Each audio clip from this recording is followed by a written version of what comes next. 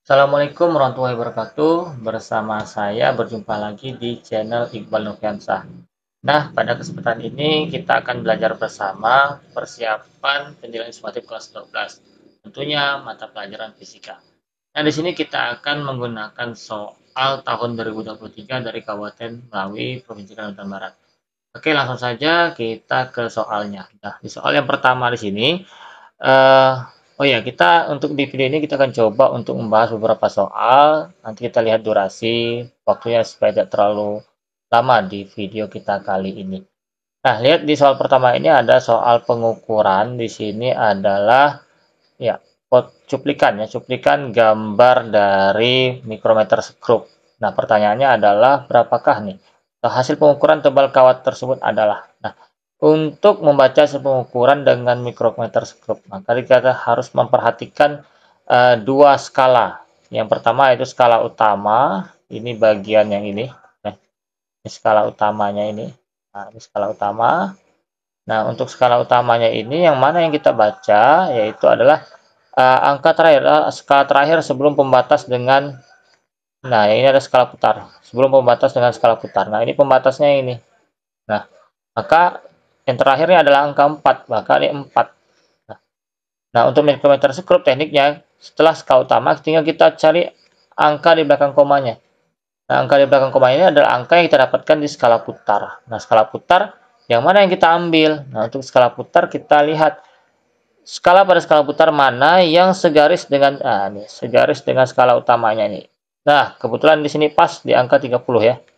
Nah, kalau tidak pas dia ada angkanya kita lanjutkan. Ini kan setelah 30 berarti kan 31, 32 ya. Misalkan tidak pas ada tulisan angkanya. Ini kita sesuaikan. Nah, ini pas angka 30 nih, maka 4, letakkan di sini 30 ya. Satuannya milimeter. Nah, sehingga jawabannya adalah 4,30 milimeter. Oke. Untuk lebih dalam materi-materi ini ada di video saya yang lainnya tentang jangka surau mikrometer stroke, bisa dicek di video saya yang lainnya. Dari playlist kelas 10 itu ada. Soal nomor 2. Nah, soal nomor 2 ini adalah dua buah vektor A dan B masing-masing memiliki nilai 8 dan 4 satuan. Mengapit sudut 60 derajat seperti pada gambar. Nah, ini disertakan dengan gambar. Nah, ini lebih baik lagi ada gambarnya. Yang ditanyakan adalah berapa atau besar resultan kedua vektor tersebut. Nah, seperti kita ketahui, jika ada dua buah vektor yang keduanya ini tidak sejajar, nah dengan arti di sini membentuk sudut apit ya. Nah, sudutnya ini adalah 60 derajat. Maka untuk menghitung atau menentukan nilai resultan kedua vektor, ini kita gunakan persamaan kosinus ya, yang jadinya seperti ini nih. Yaitu adalah nilai kuadrat dari kedua buah vektor kita jumlahkan, kemudian kita tambahkan dengan 2 kali vektor A dan vektor B, kemudian kosinus dari sudut yang mengapit dari kedua vektor ini. Nah, sudutnya ada 60 derajat atau kita cos theta ya. Nah, kita langsung masukkan cos 60 derajat. Kita masukkan nilai-nilainya. Nah, vektornya ini masing-masing 8 dan 4, berarti 8 pangkat 2, tambah 4 pangkat 2, tambah 2 dikali 8 kali 4. Nah, cos 60 seperti kita ketahui, itu adalah 1/2. Nah, ini harus diingat ya nilai kosinusnya. Nah, selanjutnya, tinggal kita masukkan angkanya. Maksudnya adalah 8 kuadrat, 64, ini angkanya masih kecil ya. 16, nah ini kita ketemu 2 dengan setengah, ya. Tinggal 8 kali 4, 32. Nah, kalau kita jumlahkan, maka akan kita dapatkan 64 tambah 16 ini adalah 80, 112 ya, akar 112. Nah, di pilihannya tidak ada akar 112. Maka kita lihat ini ada penyederhanaan ya. Kita lihat di sini pilihannya ini kan ada 5 opsi yang terlihat di sini. Ini membantu ya kalau ada opsi. Ini ada akar 5 dan akar 7 ya, hanya ada 2 kemungkinan. Nah, kita lihat angka 112 ini apakah bisa dibagi dengan angka 5? Tidak bisa ya. Sehingga tidak memungkinkan. Jawabannya adalah yang ada akar 5. Nah, karena penyederhanaan dari akar ini tentunya harus bisa dibagi dengan pada angka yang ada di dalam akar ini. Nah, kalau misalkan bagi akar 5 tidak mungkin, berarti angka 7. Kita cek aja, 112 bisa dibagi 7 nggak? 112 itu bisa dibagi 7, nilainya adalah ya 16. Maka 112 ini adalah hasil kali 16 dikali 7. Nah, sehingga 16 itu kalau kita akarkan, ya, 16 ini bilangan yang bisa diakarkan, itu 4 kuadrat, kan nilainya 4, dan sisanya adalah 7, bilangan yang tidak bisa kita akarkan, karena bukan bilangan kuadrat, ya. Nah, di sini hasilnya adalah 4 akar 7, sehingga jawabannya adalah E. Oke, kita lanjutkan soal ketiga.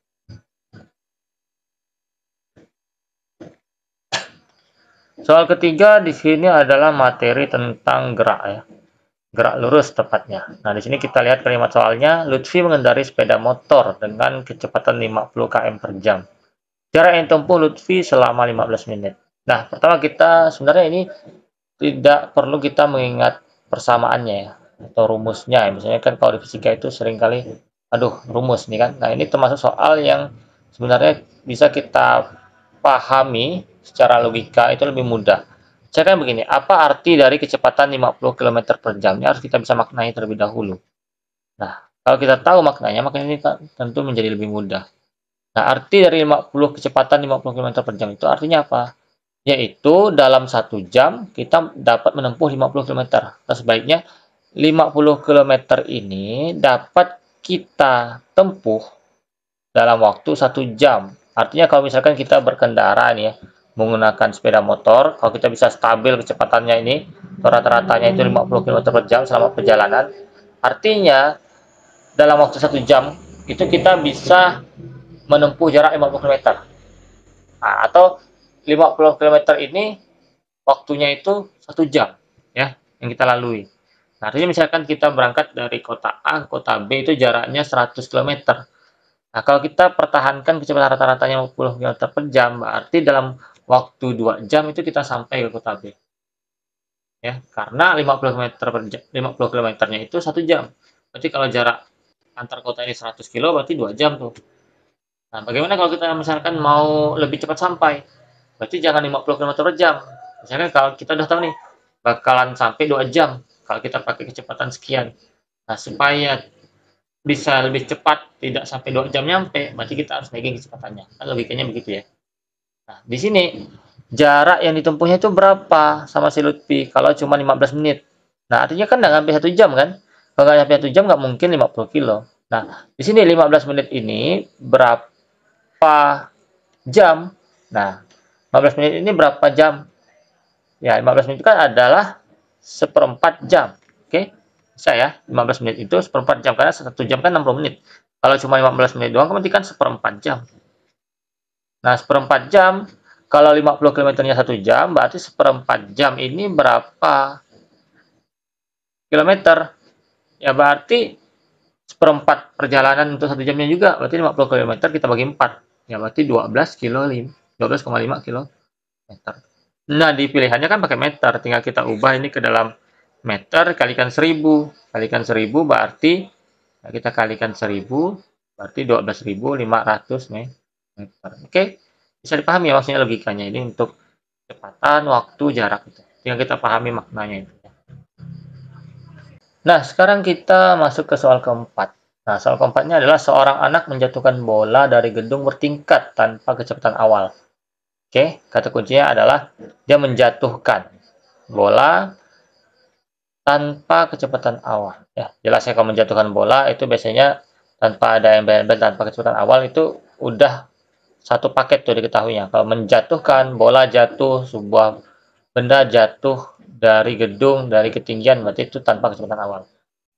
Nah, kemudian jika waktu yang dibutuhkan bola tersebut untuk sampai ke tanah nih, dari saat dia mulai jatuh sampai ke tanah ini waktunya 2 detik, 2 sekon, maka tinggi gedung tersebut itu berapa? Oke, ini menariknya ya. Jadi kita itu bisa memperkirakan atau menentukan, menghitung tinggi gedung, tinggi suatu tempat dengan cara praktiknya itu kita melakukan praktik menjatuhkan suatu benda, ya, menjatuhkan tanpa kita dorong, jatuhkan, tetapi kita bisa berhasil mencatat waktunya. Waktu ketika mulai jatuh dilepaskan dari tangan, gitu ya. sampai dia menyentuh tanah itu, kalau kita bisa menentukan waktunya secara akurat berapa sekon ya, maka di situ kita bisa hitung berapa ketinggian dari posisi awal benda yang jatuh tadi terhadap tanah. Nah, di sini adalah perihal tentang gerak jatuh bebas atau GJB. Nah, sehingga kata kuncinya tadi adalah menjatuhkan bola tanpa kecepatan awal itu ada gerak jatuh bebas. Nah, di sini kita punya persamaan setelah ini kan gerak jatuh bebas itu kan varian dari gerak lurus berubah beraturan. Nah, dalam persamaan gerak lurus berubah beraturan itu kalau kita otak-atik maka akan kita ketemu persamaannya. Kalau GJB itu kan V0-nya 0 ya. Nah, karena tanpa kecepatan awal. Jika kalau kita menggunakan persamaan S sama dengan V0T plus setengah AT kuadrat, ya, dengan S ini kita bisa ganti dengan H karena dia dari atas ke bawah, berarti tingginya tanpa kecepatan awal ini 0 ya. Ini kasusnya kita langsung ambil dari atas sampai ke bawah, jadi kan full tingginya ya. Nah, kalau ini bola jatuh ke permukaan tanah, maka jarak tempuhnya adalah tidak lain ada tingginya. Nah, percepatan yang kita gunakan adalah percepatan gravitasi. Nah, T-nya tadi adalah waktu yang didapatkan. Maka di sini menjadi H sama dengan setengah GT kuadrat. Nah, kita masukkan persamaan ini kita pakai dengan mendapatkan variabel dari nilai waktu, kita akan dapatkan berapa tingginya. Kalau di sini kita menggunakan nilai gravitasi untuk soal ini di sini pakai 10 ya. Kita pakai 10 ya. Maka T di sini adalah 2 tadi ya, 2 detik, berarti 5 dikali 4. Berarti jawabannya adalah 20 meter. Nah, menariknya ini bisa menjadi praktik untuk juga kita menentukan nilai kecepatan gravitasi ya. Ketinggiannya sudah kita ketahui, boleh kita catat waktunya, maka kita akan dapatkan nanti nilai gravitasinya itu berapa. Nah, dengan berapa kali percobaan kita ulang-ulang dapat berapa perhitungannya nanti ya. G-nya nanti sehingga dalam perhitungan nanti dengan beberapa kali pengulangan kita akan dapatkan nanti rata-rata segala macamnya nilai gravitasi di lokasi tempat kita lakukan praktikum itu berapa. Nah, itu menariknya praktikum ini bisa digunakan untuk salah satu bentuk ya. Apakah nanti akurat ataukah bisa valid, akurat atau baik praktikumnya kita coba aja. Karena biasanya kan kalau percobaan gravitasi ini kan percobaannya ada menggunakan ayunan bandul segala macam. Nah, kalau yang biasanya di sekolah ya, nah, kita bisa coba pakai ini bisa nggak nih? Kita coba variannya. Bukan berarti eh, kita nanti harus nih ya, tapi kita bisa menjadikan satu contoh. Dengan adanya persamaan ini kita buktikan bisa nggak melakukan pendekatan nanti mendapatkan nilai kecepatan gravitasi itu yang kisarannya di sekitar 9,8 ya. Kita pahami yang kita pegang itu. Kalau perhitungan biasanya kan di pendekatan 10. Ingat nilai kecepatan gravitasi itu kan tidak nilainya harus sekian ya, karena dipengaruhi ketinggian. Tetapi karena kita paling beda ketinggiannya tidak beda jauh-jauh, hingga nilainya juga tidak akan berbeda jauh juga dengan kisaran 9,8 tadi. Nah, di sini sebuah bola dilontarkan dari atas bukit dengan kecepatan awal V0. Ini ada gambarnya ya. Jadi dia dilempar horizontal di atas bukit hingga ada ketinggian awalnya. Nah, arahnya itu sejajar ya, horizontal. Pernyataan berikut dengan G percepatan gravitasi. Nah, dari 4 pernyataan ini mana yang persamaannya ini yang tepat ya, yang benar. Nah, kita lihat waktu jatuhnya bola menggunakan persamaan ini. Oke, ketika melemparkan bola secara horizontal pada ketinggian tertentu, nanti dia akan jatuhnya membentuk pola setengah parabola seperti ini. Nah, di sini kan dia ada 2 sumbu ya. Ini sumbu X, ini adalah sumbu Y nanti. Nah, jatuhnya. Nah, di sumbu Y-nya ini berlaku persamaan GLBB, seperti GJB tadi, gerak jatuh bebas. Sedangkan di sumbu X-nya ini, yang kita pahami di gerak parabola itu kan adalah GLB. Ya. Nah, ini adalah jatuh-jatuhnya GJB nih. Sehingga berlaku persamaan GJB juga. Nah, tadi kita di soal ke nomor 4 kan kita mendapatkan persamaan H sama setengah GT kuadrat. Nah, sehingga ini bisa kita dapatkan untuk mencari waktu juga, berapa dari atas ke bawah ini. Nah, dari mulai dilempar sampai untuk nyentuh tanah nih. Maka waktunya itu kan berarti akar 2H per G ya, dari persamaan ini ya. Nah, sehingga di sini kita lihat nih, ini ada angkanya kurang ya. Ini kan harusnya ada angka 2 di sini, di dalam akarnya ini. Sehingga nomor 1 ini tidak tepat. Nah, jarak terjauh bola berarti dari posisinya ini kita tarik ke bawah. Nah, berapa X-nya ini sampai ke tanah nih? Dari titik awalnya sini secara horizontal. Nah, berlaku GLB. GLB itu kan adalah yang S sama dengan V kali T itu ya. Nah, karena ini V-nya adalah V0, berarti X-nya itu adalah jaraknya, berarti kan X sama dengan V0 kali T. Nah, masalah waktunya tadi berapa? Ya, kalau diketahui bisa kita langsung masukkan, kalau tidak kan kita bisa cari pakai rumus ini tadi. Oke. Maka ini benar nomor 2 ya, V0 kali T. Nah, nomor 3 kecepatan vertikal bola sampai tanah. Nah, ketika sampai di sini berapa kecepatannya? Nah, VT.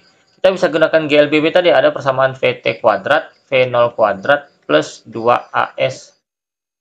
Ini rumus dasar GLBB-nya. Kalau kita jadikan GJB tadi untuk mencari VT sampai di bawah ini berapa VT-nya? Maka VT kuadrat, V0-nya kan 0 ya. 2G, G ya, kecepatannya pakai gravitasi, S-nya yaitu tinggi tadi ya. Tingginya ini. Berarti VT kita akarkan 2GH. Oke, maka menjadi benar ya. Nah, itu untuk mengeceknya. Kalau kita langsung ingat persamaannya sih kita lebih enak ya. Soalnya nomor 5 ini hafalan juga sebenarnya biasanya ya. Tapi kalau misalkan kita lupa, kita analisa seperti itu. Nah, pada saat T, bola mencapai ketinggian Y sama dengan 2GH. Nah, artinya di sini pada saat waktu tertentu, tinggi bola dari tanah ini, nah ketika sampai di sini lah misalnya. Kita coba hapus dulu ya. Sudah penuh. Ketika misalkan sampai sini nih. Nah, waktunya di waktu tertentu. Maka Y-nya itu berapa? Apakah kita lihat aja apakah Y-nya sama dengan 2GH? Nah, kalau Y sama dengan 2GH, kalau H-nya misalkan 10, berarti kan 2 dikali gravitasi kali 10. Lebih tinggi kan nilainya? Nggak mungkin. Ya. Sedangkan pada waktu tertentu semakin lama kan maka tingginya akan semakin kecil ya. Semakin mendekati tanah. Nggak mungkin Y sama dengan 2GH. Kalau dihitung-hitung kan 2GH itu kan nilainya kan pasti akan lebih besar. Sedangkan geraknya kan ke bawah, tingginya makin berkurang. Sedangkan di persamaan ini diberikan menunjukkan bahwa tingginya akan bertambah, sehingga ini salah ya. Sehingga pernyataan yang benar, karena di pilihan juga udah jelas, itu ada 2 pilihan. Berarti, bukan 2 pilihan, hanya 2 pernyataan yang benar, berarti 2 dan 3. Oke, sepertinya untuk di video yang pertama ini kita cukupkan 5 soal terlebih dahulu. Untuk pembahasan soal nomor berikutnya, nomor 6, sampai beberapa soal berikutnya lagi, kita akan bagi dalam bentuk beberapa postingan video ya. Oke, tunggu video yang berikutnya.